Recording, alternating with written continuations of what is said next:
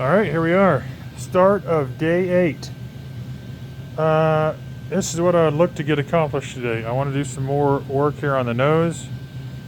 And I think what I'm going to start with is I'm going to do some sanding around these holes. You see all the holes there that somebody mounted, I guess, a spare tire carrier years ago.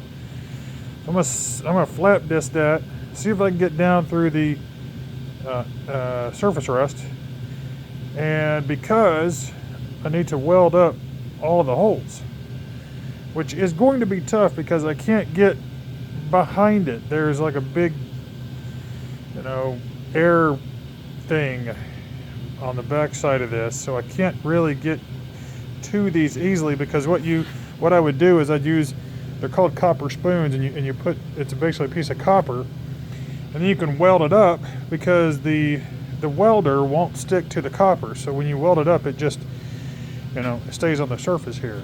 I don't have the ability to do that really, so that's going to really make this a bit more challenging. Plus, I need to take a hammer. You can see they're pretty contorted up. I really need to get a metal dolly behind it and bang these things flat and then weld them up. Anyway, that's my problem, not yours. Let's see how this goes. Okay, I'm gonna get busy here. I'm thinking I was gonna try and bang from the inside out, but that's not really working. I realize I don't actually have enough room to do anything here, and this bottom piece is really screwed up. So I'm just gonna cut it out and see if that gives me some room to get behind some of these holes with a dolly. Uh, Turns out not so much. That air diverter, diffuser, or whatever it is back in there is only about like half an inch from the majority of the nose there. So I can't fit one of my metal dollies up in there. So I'm trying to use this spoon. I'm hammering it, and it's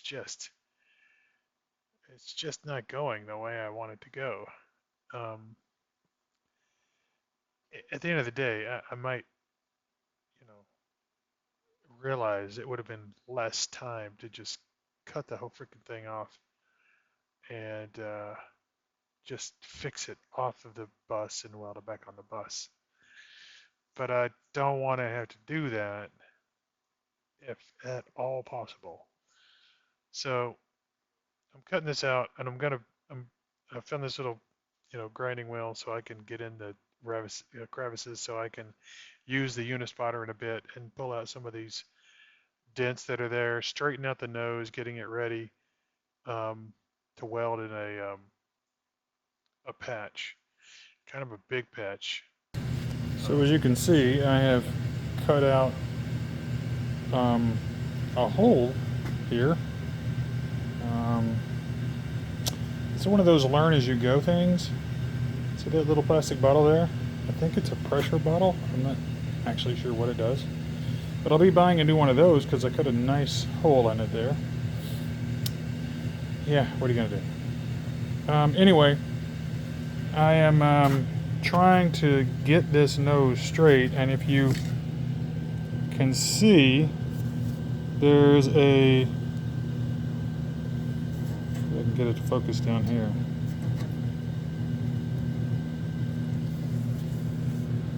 There is a wave, and I'm sure it's from the fact that there was this big metal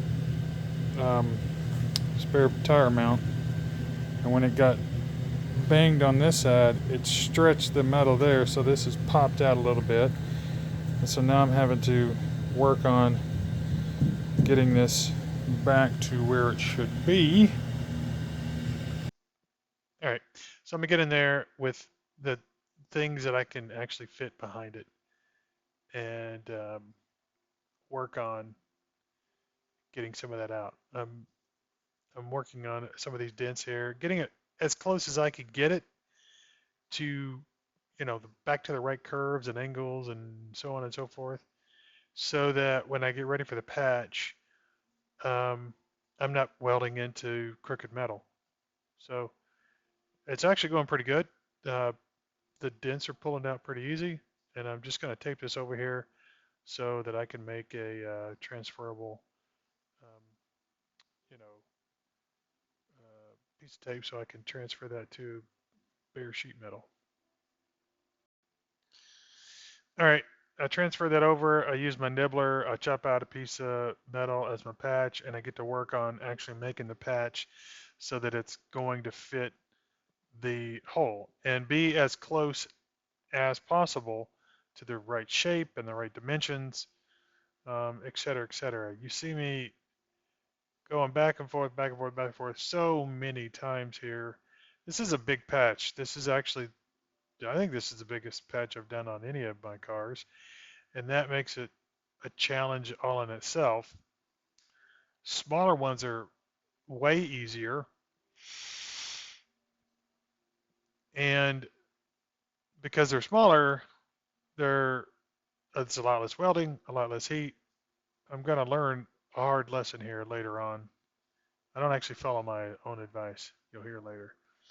Um, and so this is just what it is. I mean, back and forth. Okay, so what you were seeing me do there at the end is after I had cut out this panel, I needed to, you know, get it trimmed up so I can start tacking it in place. And one of the big things is this gap around it.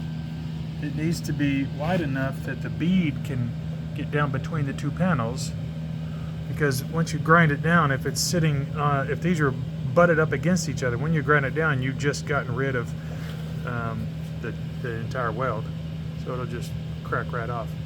And the other thing is getting the panel in the right shape. So there's still a little bit of adjustment that I need to do here to kind of match this curve, because by and large I've got the curve, you know, straightened out now. You can see this is the original metal. Almost that entire funky wave is gone now.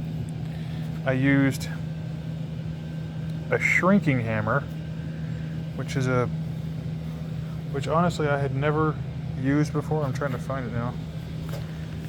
It's down here in my mess of tools. It's got this this texture on it that when you whack it, it basically scrunches the metal together. And I had this for a while and never used it until just now, and man, it works awesome. So I'm going to work on this panel here a bit more so I can get it so that the curves and the edges line up. I don't want to have to be pulling on it too much. All right, this is about as close as I can get it. So I'm going to start welding this up and see how it goes. Okay, I'm going to get busy here. Start tacking it up, and I'm using a little screwdriver I have with a hook end on it to try and pull out the edges. I should have learned right away. As soon as I was welding, the patch was expanding and pushing down against the bottom seam. For some reason, I think I'm just hard-headed. I didn't learn my lesson, and I just continued on here, and I thought, well, I can fix it later. Um, and I might be able to, but I'm not sure that I can. You'll see later.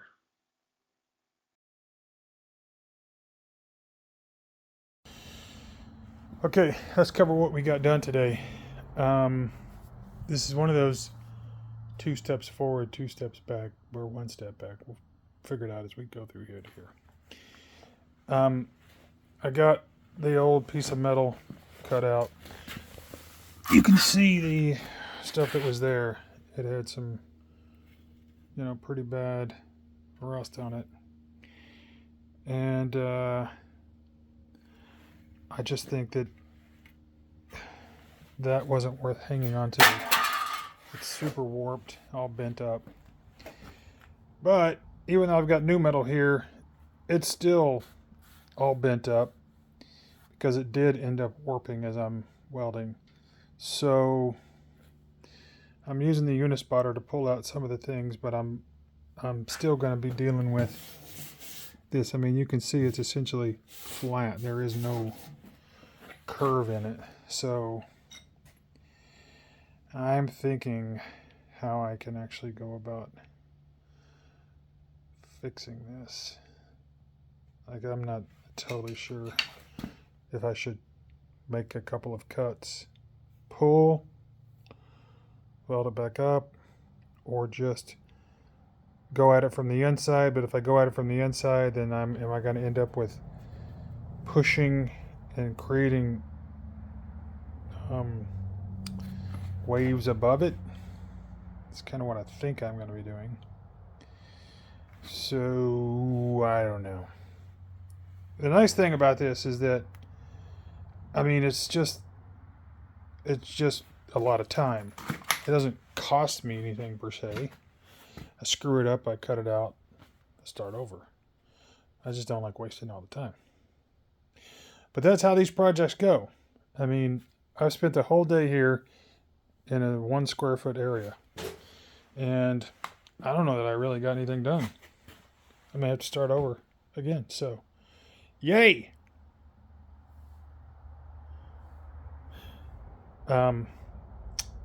Anyway, so we'll be back here in a couple of days to get started on this again.